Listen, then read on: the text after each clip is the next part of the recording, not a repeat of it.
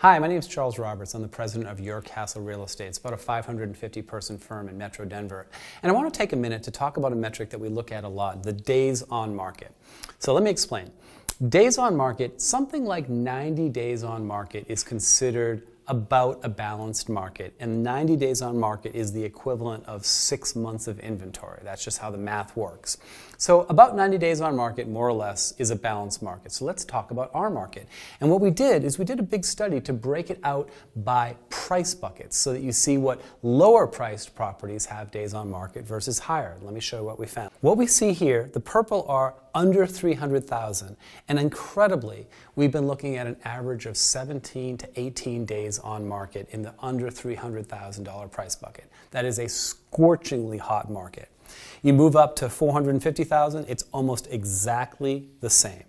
You get here, this is the average. The average for the entire market has been about 24, 25 days on market for the last couple of years.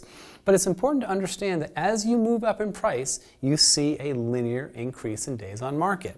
So when we get to the 450,000 to 650,000, we get more into the 30s and upper 40s into the 50s.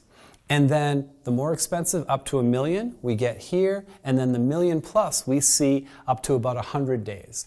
So this would be considered, believe it or not, roughly a balanced market. The bulk of the market is in this under 500,000, and that's been a very, very strong market.